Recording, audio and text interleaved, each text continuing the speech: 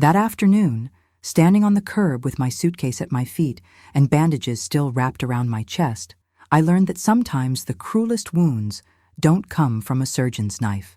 My name is Candace Richardson. I'm 69 years old, and this is the story I kept to myself for far too long.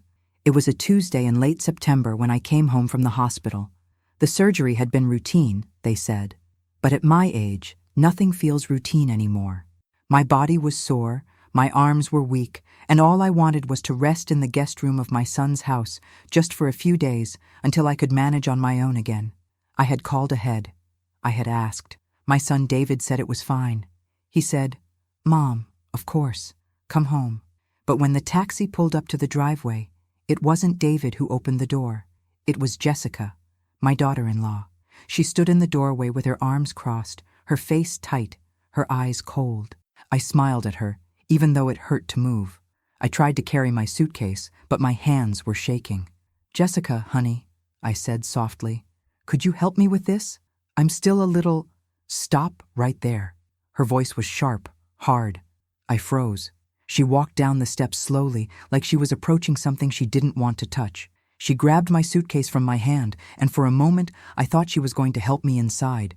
But then she lifted it and threw it onto the sidewalk. The sound it made when it hit the pavement still echoes in my mind. "This house isn't a nursing home," she said, her voice rising. "And I'm not a babysitter." I opened my mouth, but nothing came out. My chest ached. My heart ached more. I stood there, bandaged and silent as she turned and walked back inside. The door slammed, and I was alone. I didn't cry. Not then. I just stared at my suitcase lying on its side, one corner split open, a nightgown spilling out onto the concrete. I thought about calling someone. But who? My daughter lived 3 states away. My friends were all dealing with their own aging bodies, their own children. So I sat down on the curb. I waited. And then, 10 minutes later, I heard a car pull up behind me. It was David. Sometimes we trust people we shouldn't. Have you ever been disappointed by someone you loved? Tell me your story in the comments. I'd love to hear it. David got out of his car and saw me sitting there on the curb. His face went pale. "Mom?" He rushed toward me, his briefcase still in his hand. "Mom, what are you doing out here? Why aren't you inside?" I looked up at him. My son. The boy I raised. The man I thought I knew. "Jessica said I couldn't come in," I said quietly. His jaw tightened. He looked at the suitcase on the sidewalk, then at the bandages peeking out from under my jacket.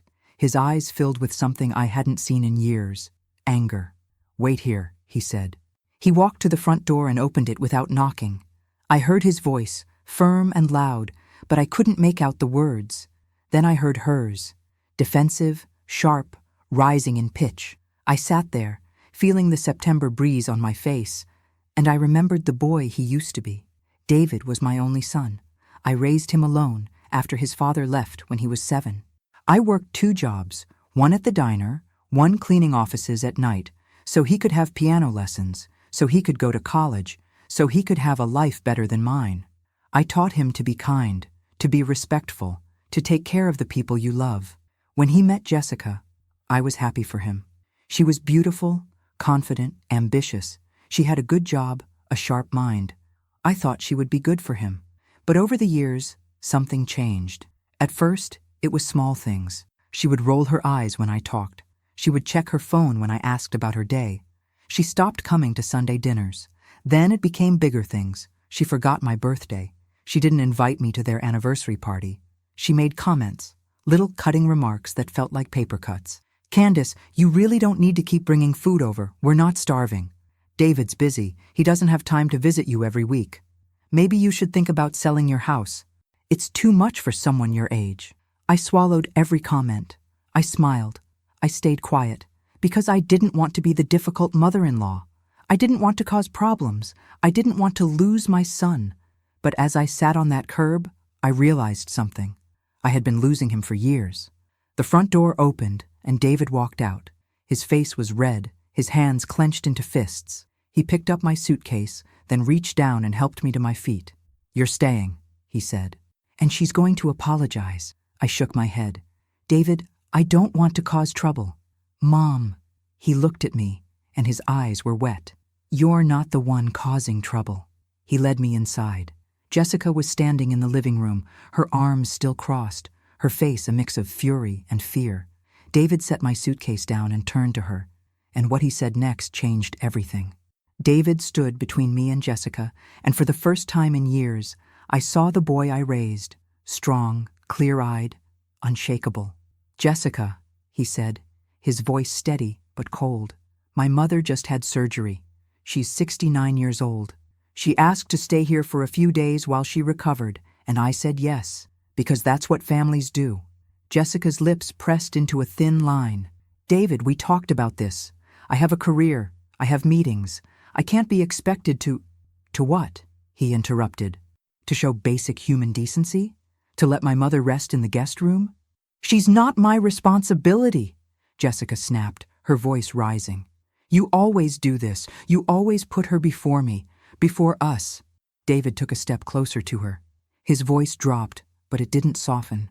"Do you remember the night we met?" he asked. Jessica blinked, confused by the shift. "What?" "Do you remember?" he repeated. "It was at that charity dinner. You were there for work."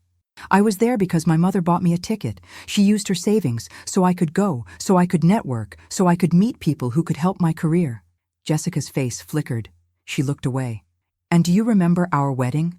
David continued. "Who paid for half of it when your parents backed out? Who took out a loan she's still paying off at 69 years old so we could have the day you wanted?" I hadn't known he knew that. I never told him. But somehow, he had found out. Jessica's arms dropped to her sides. "David, that's not fair." "What's not fair," he said, his voice breaking now, "is that the woman who gave me everything is standing in my house, bleeding through her bandages because you threw her out like garbage." The room went silent. I felt my throat tighten. I wanted to tell him to stop, to tell him it was okay, that I didn't need him to fight for me. But I couldn't speak, because part of me, the part I had silenced for so long, needed to hear it. David turned to me, his eyes red. "Mom, I'm sorry. I should have seen this sooner. I should have stood up for you a long time ago." Then he turned back to Jessica. "You have two choices," he said quietly. "You can apologize to my mother, help her get settled, and start treating her with the respect she deserves. Or you can leave." Jessica stared at him, her mouth open. "You're choosing her over me?" "I'm choosing what's right," David said. "And if you can't see the difference, then maybe we have bigger problems than I thought." Jessica's face went pale, then red, then pale again. She looked at me, standing there with my hands folded, my body aching, my heart breaking and mending at the same time. And then, slowly, she sank down onto the couch, not quite on her knees but close. Her hands covered her face. "I didn't mean it," she whispered. "I didn't mean to. I was just stressed. I was just—" But she couldn't finish the sentence, because we both knew the truth. She had meant it. Every word, every cold glance, every rolled eye, every year of making me feel like I was too much, too needy, too old. David picked up my suitcase. "Come on, Mom, let me help you to the guest room." I followed him down the hallway, my legs shaking, my heart pounding. As I passed Jessica, I looked at her one more time. She was crying now, quietly, her shoulders shaking. But I didn't feel victory. I didn't feel anger. I just felt tired. As I tell you this, I wonder where you're listening from. Write your city below so I can feel a little closer to you. David helped me into the guest room and set my suitcase on the bed.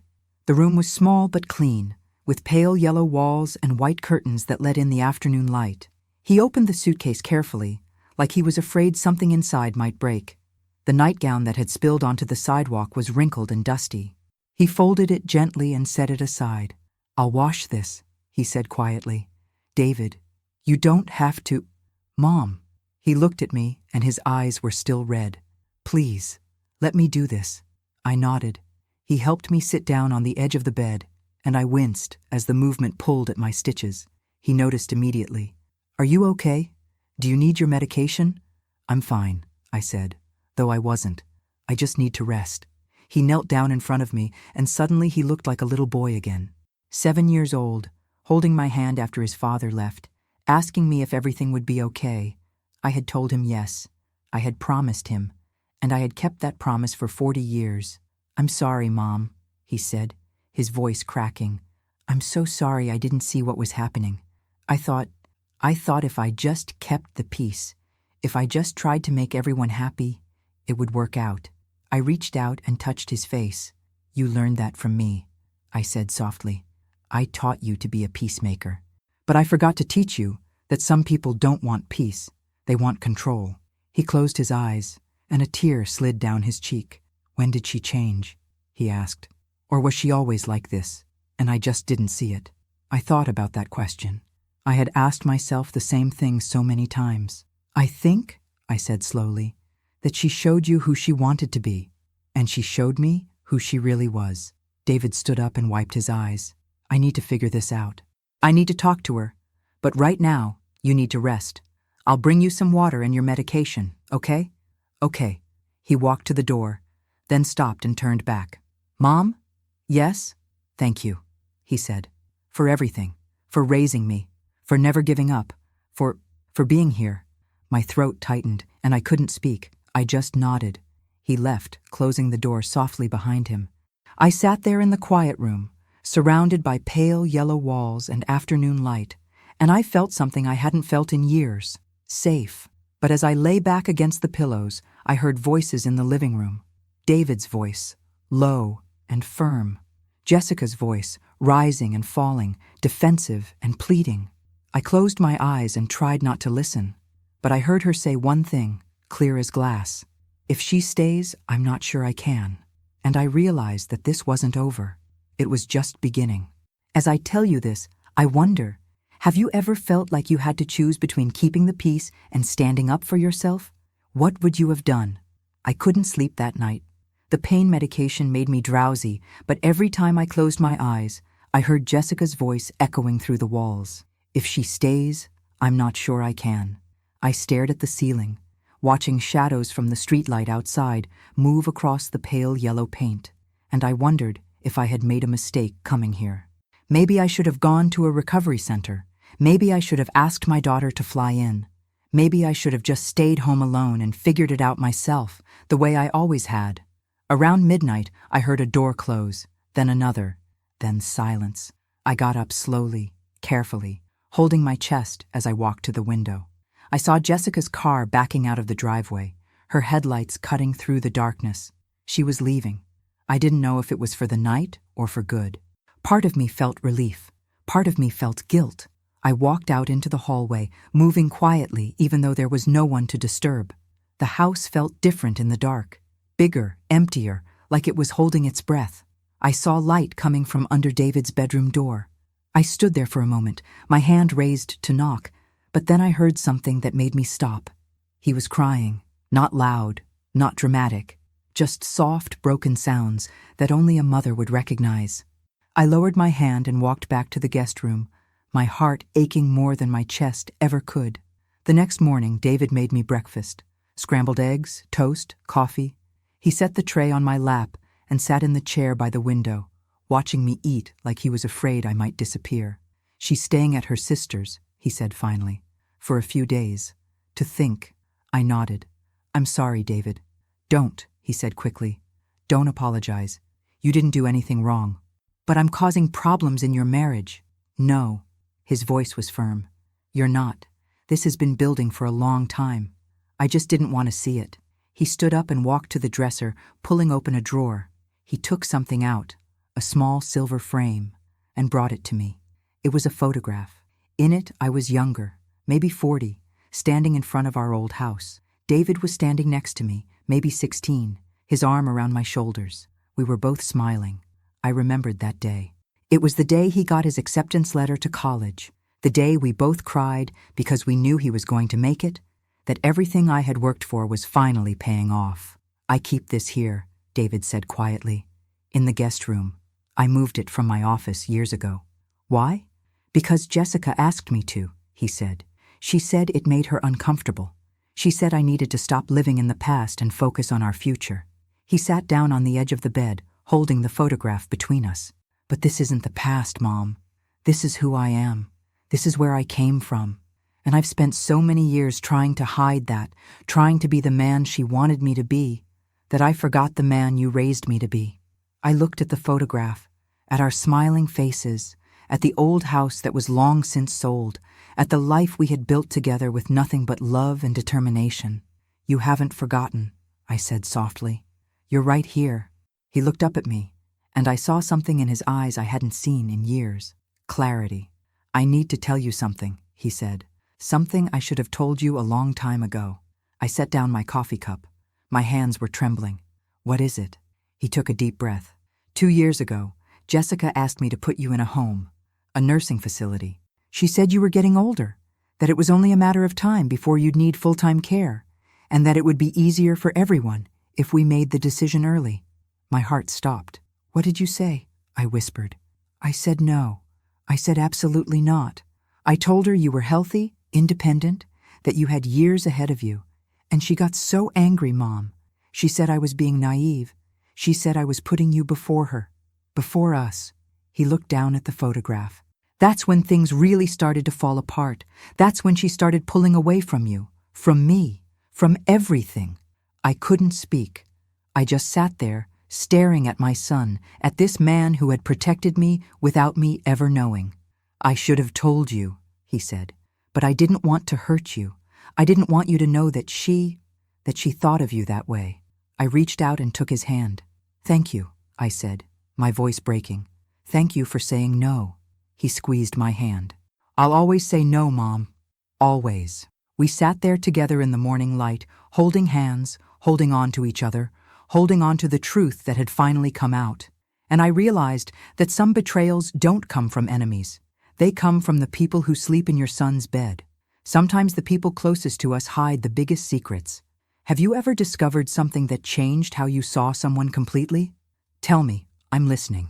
3 days passed. Jessica didn't come home.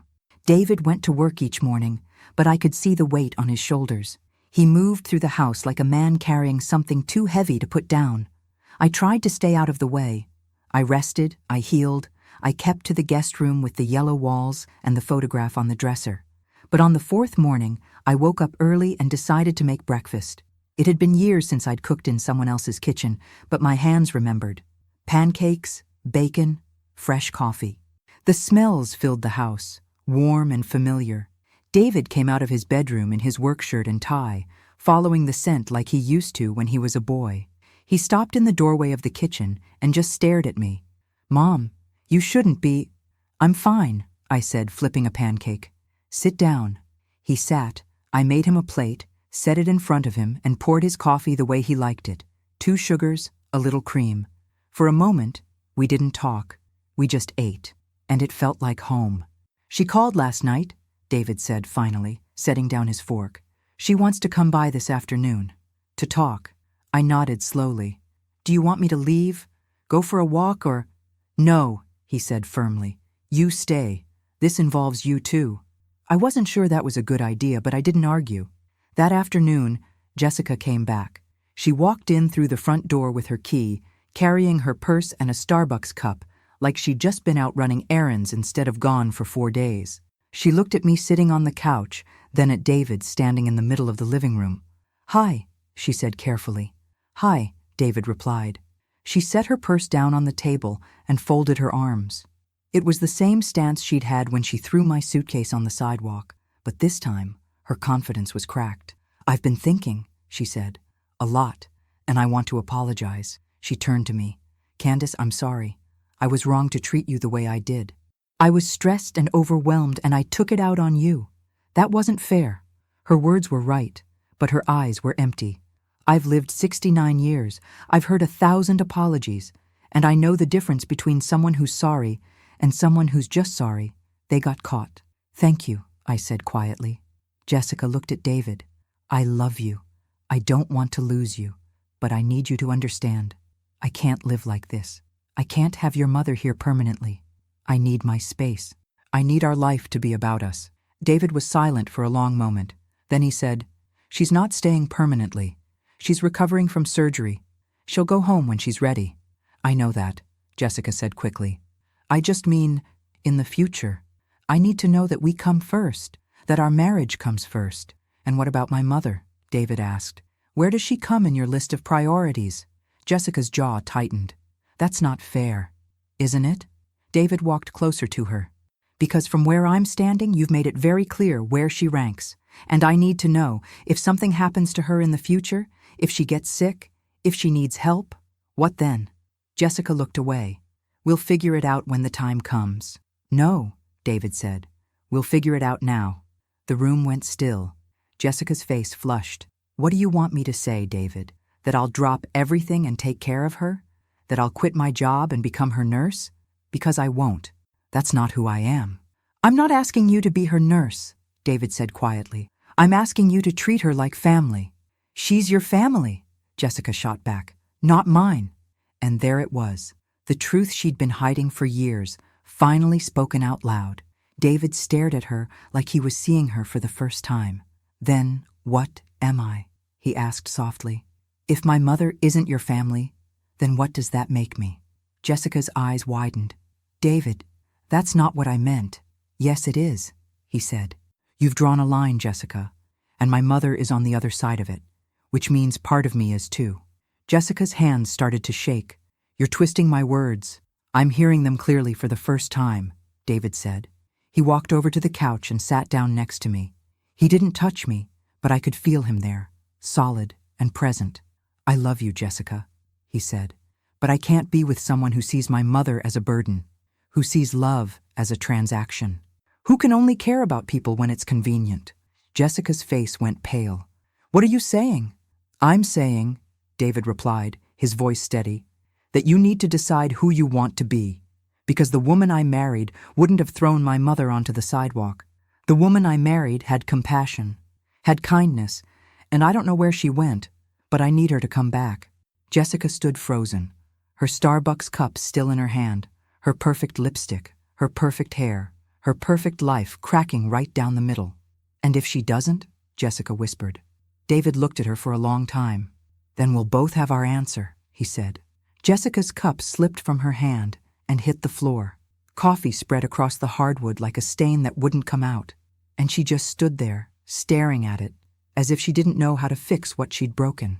I still wonder if some people can change, or if we just finally see who they always were. What do you think? Have you ever watched someone you loved become a stranger? Jessica left that night. Not dramatically, not with slammed doors or shouted words. She just packed 2 suitcases, loaded them into her car, and drove away. David stood in the driveway, watching her taillights disappear down the street. I watched him from the living room window, my hand pressed against the glass. When he came back inside, his face was blank, empty. I'm sorry, I said. He shook his head. Don't be. David, your marriage was broken long before you came here, Mom. He sat down heavily on the couch.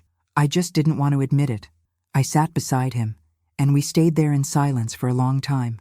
The house felt bigger now, quieter. Do you think she'll come back? I asked softly. I don't know, he said. Part of me hopes she will. Part of me hopes she won't. He looked at me, his eyes tired and sad. Is that terrible? No, I said.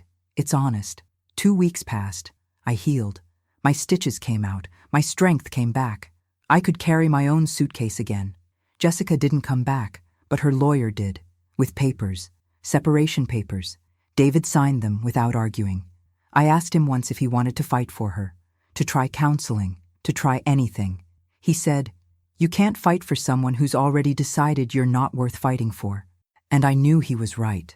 One evening, about a month after I'd first arrived with my bandages and my suitcase, David and I sat on the back porch drinking coffee.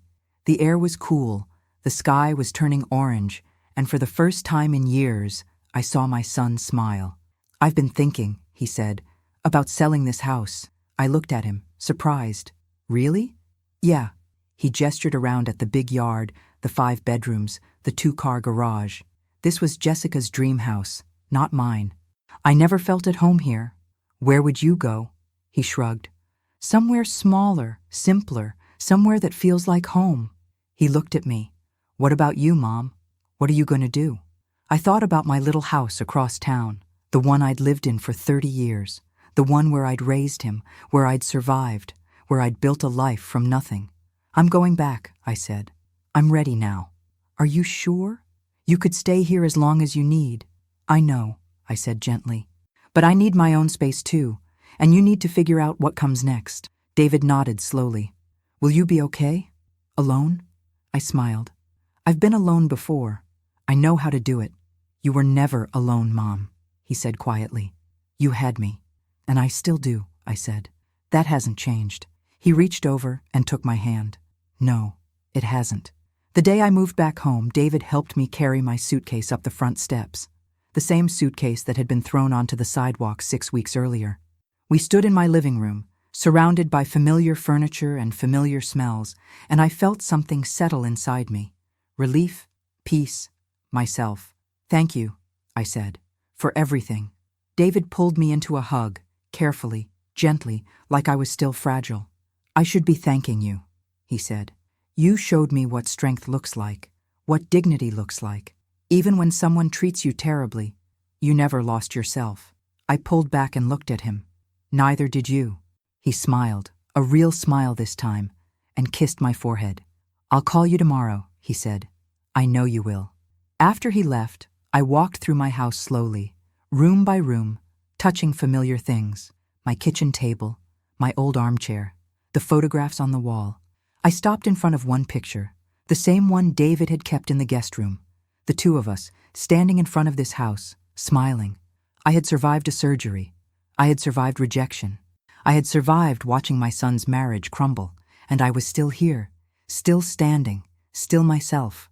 I made a cup of tea and sat in my armchair by the window, watching the sun set over my quiet street. And for the first time in a long time, I felt something I hadn't expected. Hope. Because I realized that sometimes losing everything isn't the end. Sometimes it's the beginning of finding what really matters. I still wonder if I did the right thing, staying silent for so long, then letting the truth finally come out. What about you? What would you have done in my place? 6 months passed. I settled back into my life, my routines, my quiet mornings with coffee and the newspaper, my afternoon walks around the neighborhood, my evenings with old movies and knitting. David came by every Sunday. We had dinner together, talked about his week, about the future. He was looking at smaller houses, simpler lives. He seemed lighter somehow, like he'd put down a weight he'd been carrying for years. He never mentioned Jessica, until one Sunday in March, when he arrived at my door with a strange look on his face. You okay? I asked, letting him in. Yeah, He ran his hand through his hair. I ran into someone today. Jessica's sister, Amy. I set down the dish towel I was holding. Oh? She wanted to talk. About Jessica. We sat down at the kitchen table, the same one where I'd fed him as a boy, where we'd done homework together, where we'd figured out how to survive. What did she say? I asked carefully. David leaned back in his chair. Jessica's not doing well, Mom. After she left, she threw herself into work. 12-hour days, weekends, everything. She said she was going to prove she didn't need anyone, that she was fine on her own. He paused, looking down at his hands. But 3 months ago, she got passed over for a promotion she'd been promised. They gave it to someone younger, someone who fit the culture better, they said. She fought it, filed complaints, made a scene, and they let her go. I felt a small twist in my chest. Not satisfaction, not quite pity, something in between. I'm sorry to hear that, I said, and I meant it. That's not all, David continued.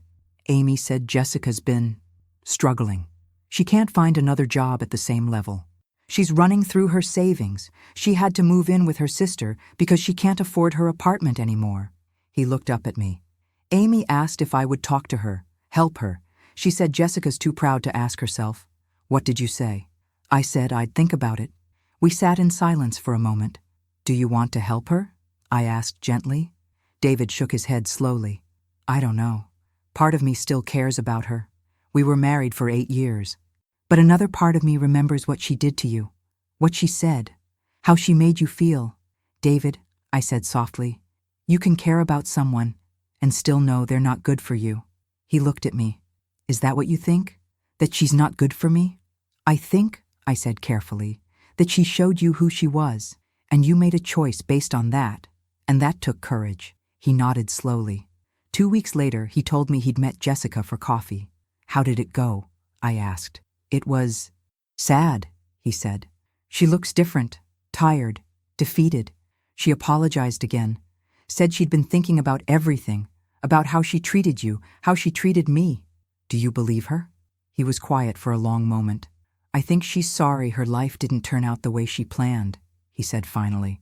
But I'm not sure she's sorry for who she was. There's a difference. Yes, I said. There is. She asked if we could try again.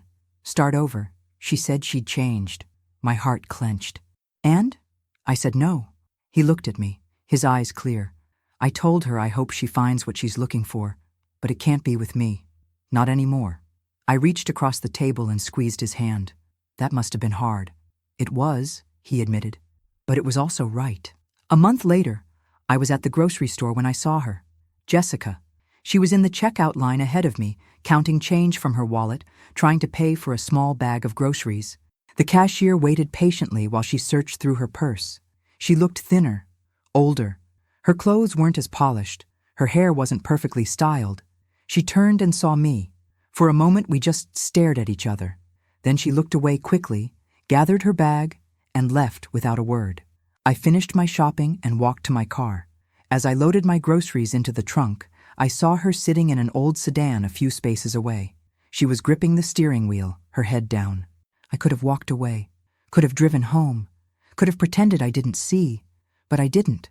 I walked over to her car and tapped gently on the window. She looked up, startled, her eyes red. She rolled down the window. "Candace," she said, her voice rough. I didn't expect to see you." "I know," I said. We looked at each other in the afternoon sunlight, two women who had once been connected by a man we both loved, now standing in a grocery store parking lot with nothing left between us but regret. "I'm sorry," she said suddenly, "for everything. I know I said it before, but I mean it now. I was cruel. I was selfish. And I lost everything because of it." I saw the truth in her eyes this time. Not the empty apology from months ago, but real remorse, real pain. "I forgive you," I said quietly. Her eyes filled with tears. "Why?" "Because holding on to it only hurts me," I said. "Not you. And I've spent too many years of my life holding on to things that hurt me." She wiped her eyes. "David won't forgive me. I don't blame him."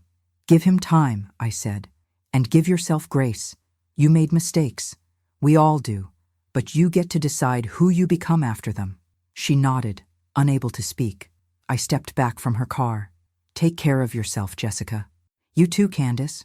I walked back to my car, loaded my last bag, and drove home. And as I pulled into my driveway, I realized something. Karma isn't always loud. It's not always dramatic. It's not always revenge. Sometimes karma is just life, showing us the consequences of our own choices, giving us exactly what we put out into the world. Jessica had wanted control, success, a life without burdens, and she got it. But it came with a price: loneliness, loss, and the haunting knowledge of what she'd thrown away. I didn't feel victorious. I felt free. Life has a way of balancing the scales, doesn't it? Have you ever watched someone face the consequences of their choices and felt something unexpected? Not joy, but maybe understanding? 1 year later, David bought a small house on the other side of town. 2 bedrooms, a front porch, a garden in the back. He said it felt like home the moment he walked in. I helped him paint the living room. We chose a soft yellow, the same color as the guest room where I'd stayed, where I'd healed, where everything had changed. On moving day, he hung that photograph on the wall, the one of us standing in front of my house, smiling. "This goes in every home I'll ever have," he said. I looked at the picture, at our younger selves, at the life we'd built together, and I felt my throat tighten. "I'm proud of you," I said. "I learned from the best," he replied. We were having coffee on his new porch when he told me. "Jessica's moving away," he said. "Amy told me. She got a job offer in another state. A fresh start." "That's good," I said. "I hope she finds what she's looking for." And I meant it. David nodded. "Me too." We sat in comfortable silence, watching the evening light fade. "Mom?" he said after a while. "Yes? Thank you for teaching me that love isn't supposed to hurt, that family isn't supposed to feel like a burden. That standing up for what's right is harder than keeping the peace, but it's worth it." I reached over and squeezed his hand. "You already knew all that," I said. "You just forgot for a while." but you remembered when it mattered most." He smiled. We both did. That night when I got home, I sat in my armchair by the window with a cup of tea. I looked around my little house, at my photographs, my memories, my life, and I felt something I'd been searching for without even knowing it: contentment. Not because everything was perfect, not because I'd gotten revenge, not because someone else had suffered, but because I'd chosen dignity over bitterness, forgiveness over anger, truth over silence. And that choice had set me free. My name is Candace Richardson. I'm 69 years old, and I've lived long enough to know this. The strongest thing a woman can do is refuse to shrink. That day when I stood on the sidewalk with my suitcase at my feet and bandages on my chest, I could have disappeared. I could have made myself smaller, quieter, easier to ignore, but I didn't. Not because I was brave, not because I had a plan, but because my son saw me, really saw me, and he chose to stand beside me. Sometimes that's all it takes. One person who refuses to let you become invisible. People ask me now if I regret what happened, if I wish I'd handled things differently, if I'm angry at Jessica. And the truth is, I'm not. Because that terrible afternoon taught me something I'd forgotten. I matter. My dignity matters. My presence in this world matters. For too many years, I made myself small to keep the peace. I swallowed words that needed to be said. I accepted treatment that should never have been acceptable. I taught my son to be kind, to be respectful, to care for others, but I forgot to teach him, and myself, that kindness doesn't mean silence. That respect goes both ways, that caring for others starts with caring for yourself. David and I have Sunday dinners now, sometimes at his house, sometimes at mine. We talk about everything: his work, my garden, the news, our memories. We never talk about Jessica anymore, not because we're angry, but because she's no longer part of our story. She wrote him a letter 6 months ago from wherever she'd moved. He read it once and put it in a drawer. What did it say? I asked. That she's sorry, that she understands now, that she hopes we're both happy. And are you? I asked. Happy? He thought about it for a moment, then smiled. Yeah, Mom, I am. Last week I was at the grocery store again, the same one where I'd seen Jessica that day in the parking lot. A young woman was in line ahead of me, arguing quietly with the cashier about her card being declined. She had a baby on her hip and groceries she couldn't afford. I stepped forward and handed the cashier my card. "I'll cover it," I said. The young woman turned to me, her eyes wide. "I can't let you." "Yes, you can," I said gently. "Someone helped me once when I needed it. Now I'm helping you." She started crying right there in the checkout line, holding her baby close. "Thank you," she whispered. "Thank you so much." I smiled. "You're going to be okay. Just remember, when you can, help someone else. That's how we survive. That's how we heal." As I walked to my car, I felt my mother's hands in my own, my grandmother's strength in my spine. All the women who came before me, who survived, who endured, who refused to disappear. And I realized that's what legacy really is. Not money, not houses, not things, but the way we treat each other, the dignity we insist upon, the kindness we choose, even when it's hard. I'm 69 years old now. My hair is gray. My hands shake sometimes. My body has scars from surgeries and from life itself.